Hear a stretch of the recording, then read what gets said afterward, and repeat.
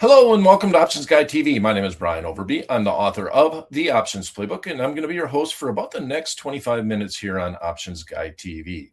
It's Education Monday. It's Memorial Day. The markets are closed. So I thought I'd take this opportunity to talk about skip strike butterflies and the secret that's behind them. A lot of people think of skip strike butterflies as an alternative to a butterfly, but I look at them as an alternative to a short spread, either a short call spread or a short put spread. Today, we're going to be on the call side of things. So we're going to lean bearish on the trades that we're going to look at. And at the very end of the show, we're going to talk about a trade that we put on Monday in Options Guide TV around Home Depot's earnings. And so far, that trade has worked out fairly well.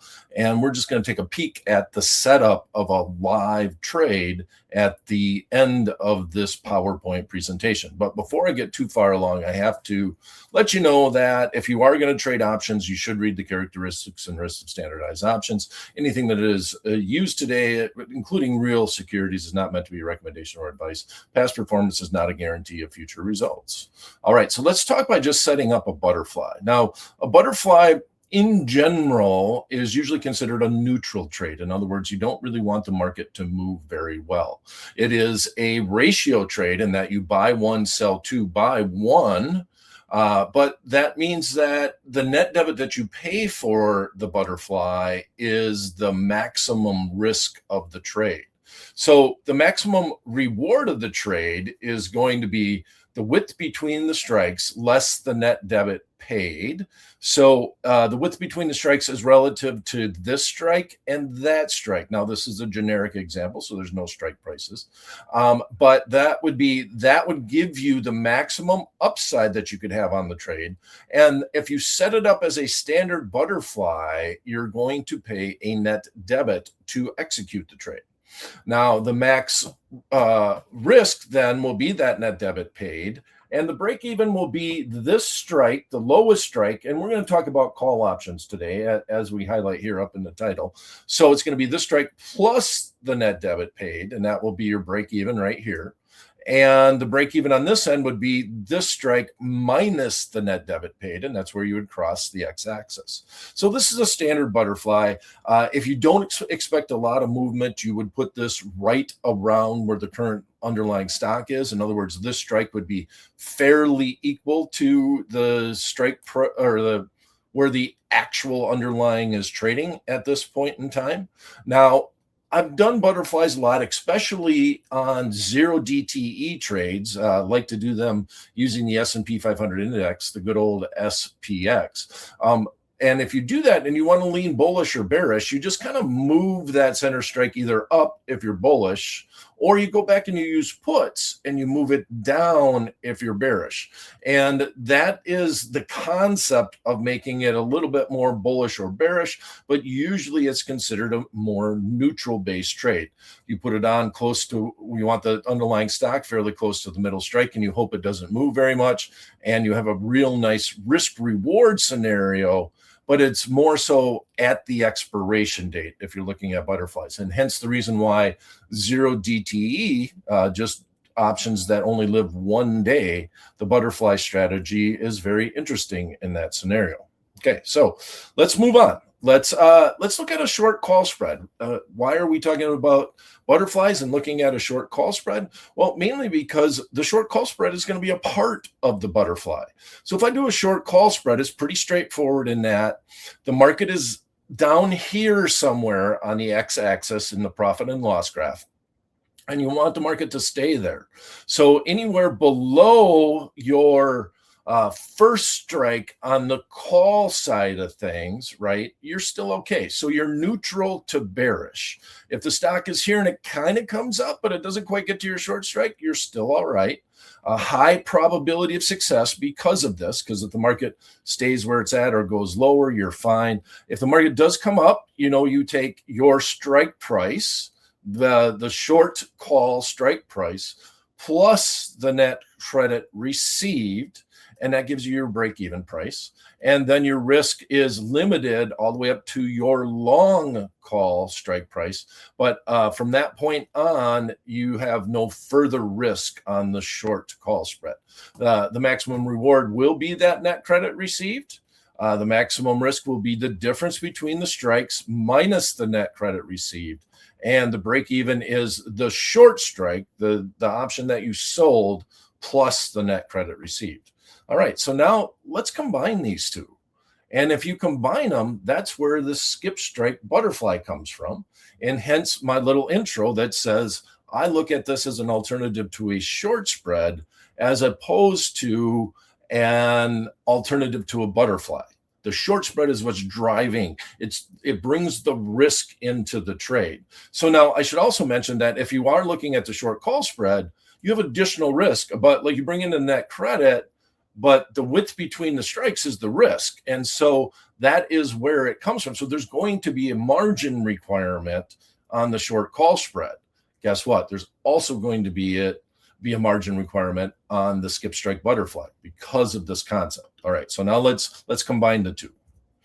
So the combining of the strategies, you take the butterfly and you take the short spread and you combine them. Now, you can do this as two separate trades, but why worry about it? Why not just skip a strike and enter it as a butterfly? So here's the concept: is this strike price right here completes the standard butterfly. We're talking once again about calls. So we bought a call, we sold two calls, and then we bought this call. Now on the short spread, this is what brings in the risk. We sell that call, and then we buy another call. Well, it just so happens that the strike price for this call is the same strike price as the butterfly's call. All right. So in this concept, you could put this on and then put that on, and all you'd be doing is buying this call as protection, but then selling the call, and you basically embed the short spread in the butterfly. So hence the name skip strike. You'll see a lot of people call them modified butterflies, and I think that just adds confusion to it because we're literally taking a butterfly and we're skipping a strike, and because we're doing that, we're embedding the short spread into the butterfly. And guess what? Here's what the goal is with the skip strike butterfly: is that the short spread brings in enough of a credit to pay for the butterfly outright, the net debit, and then some. And you bring in an additional credit above, or so you're putting on a butterfly for a credit, but you still have the risk. And the risk is from the skip strike up to the actual strike that you buy. All right, that's where the risk comes in. So you don't have risk all the way from here all the way on down. You only have the risk. The risk only begins where you skip the standard strike. All right. So here's what the skip strike butterfly looks like. So if we're getting it done for a net credit, here's what's beautiful: is a lot of times if you're doing it, I'm only doing skip strikes directionally. I do not, the market is down here, just like on a short spread. I'm approaching it exactly like I would a short spread. Market is down here, and you wouldn't mind if it came near expiration and ended up at the middle strike. But to start with, the market would want to go down, and your goal would be to capture the net credit received, just like if you did a short spread. Now, I like to think of this, another way to say it, and I try to say it as many times as I possibly can in my education pieces, is as many different ways, I should say, is that this is a short spread with a hedge. If I have a short spread on and the market starts going against me, there's not much I can do. I got to close it out or take the risk that it might hit my short strike, which would be right about here where the skip strike would be. We don't know exactly because we don't have real prices, but it's going to be somewhere close to where that break-even point is. And if that does happen, that's when my risk kicks in. So if I do this trade as expiration approaches, I don't mind that it starts going up towards my middle strike of my butterfly. So now the break even here is probably the hardest thing to understand, right? In that it's the skipped strike plus the net credit receive if we're doing it with call options, right? If we're doing this trade with call options, it is the skip strike plus the net credit received. Now, the max reward could just be the net credit, and the goal is that you do it for enough of a net credit that it's worth doing. And then the max risk is going to be the skip strike, or basically the embedded credit spread. Just like if you were short a credit spread, that's what the max risk is going to be. The width of the short vertical spread embedded into the strategy, less the net credit received if established for a credit. Now, you can do these and not get it done and pay a net debit, but I don't know why you would do it that way. The whole goal of setting up a skip strike butterfly is doing it so that you don't have to pay for the butterfly. So you receive that net credit. So you have the short spread plus a hedge. You take some of the credit from the short spread and you buy a butterfly. And all right, that's enough. So we set this up on Monday. Right now we are taping the show. It's Tuesday, May 21st. This is going to be for the Monday airing because of, once again, the holidays and the markets being closed. So this is legitly, I took this from the video. This was real prices for Home Depot. And this was the setup for the skip strike butterfly before their earnings announcement. So we did this on Monday. Markets were open. It was 518. We did a long skip strike butterfly with calls. Long is actually a tough word here because you're paying a net credit. So I don't even know if I have long in here, but I don't even know if that is really the right phrase, because the thing that's driving the strategy is the short call spread. So you have a long butterfly and a short call spread. So what is the combination? I don't know. Net, you'd probably just remove the word and say skip strike butterfly with calls. Expiration is Friday, 3 days away. So because of the way time decay works on the trade and the way a lot of butterflies work, everything that I talked about is if you want to get the maximum on a butterfly, you need the stock to go out at the middle strike of your butterfly as close to expiration as possible. Why? Because you have to buy those two short option contracts back, and you want time premium to be gone, so you pay as little as possible for those. So by doing a shorter term trade, if you can get it done for a decent net credit, that is the best case scenario, right? If you're correct on your forecast, it's always dependent on being correct on your forecast, right? So we only have 3 days remaining to expiration. So when might I be able to get this trade done? When volatilities are high. When are volatilities high? Around earnings. And when do volatilities usually go down? After earnings. So that's a good thing for butterflies in that if I'm correct on my forecast, I want volatility to come in and I want time to decay. We have very rapid time decay because we only have 3 days until that expiration date on 5/22 after the earnings. Now, after the earnings is important. And because we did this on a Monday and this was going to a Friday, but so this is inferring after the earnings report. And then we went long with the stock at 300. We bought one of the 315s, sold two of the 317.50s, 2.5 points higher, and then skipped we actually skipped the 320 to make it a normal butterfly. And to get a decent net credit, we actually went up to the 325. So we're 5 points wide as our risk. That's going to be our margin requirement. And we brought in a net credit of 60 cents. All right. So now I want to go back and emphasize, if we just did the short call spread, that would have been from 320, the skip strike, to 325. We would have sold the 320 strike with this expiration and bought the 325. That net credit would have been about $1.20. $1.20 almost. And I've found out that if we're going about the expected move out, and this is getting a little bit advanced, but you're going a good bit amount out of the money. It's either the expected move or centered around which would be called a 1 standard deviation move. A lot of times you can get around earnings half of the net credit if you just sold the spread outright. Now that's a significant amount, but with this said, now you have a hedge embedded.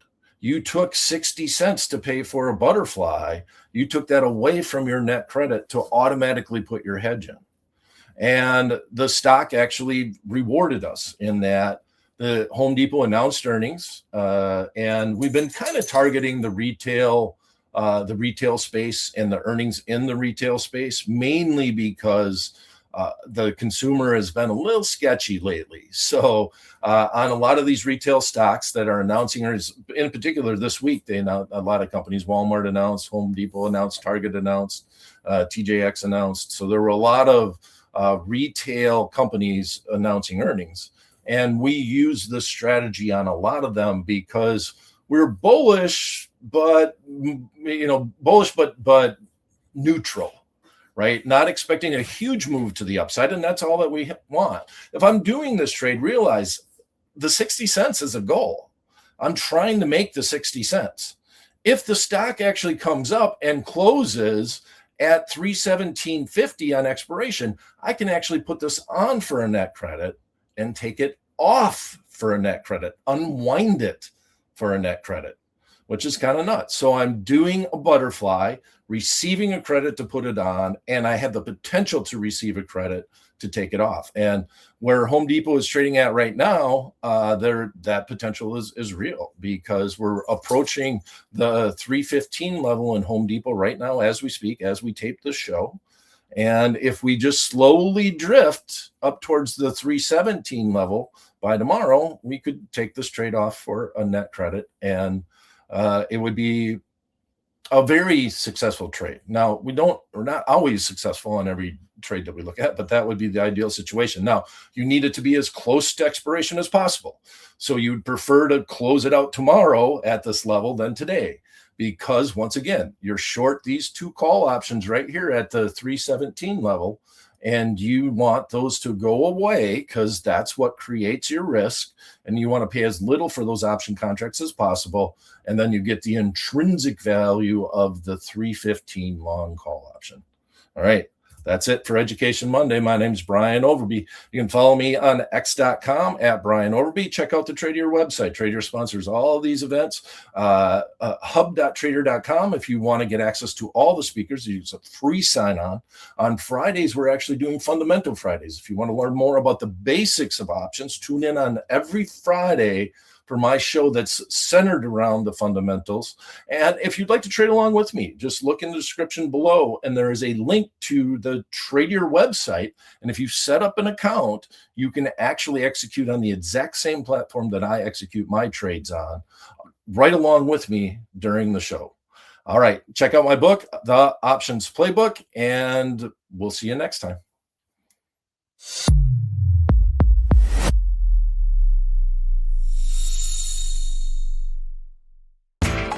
You know how the financial world goes. Here comes the buzzkill. Please make sure to take some time to read this boring disclaimer. We will owe you one.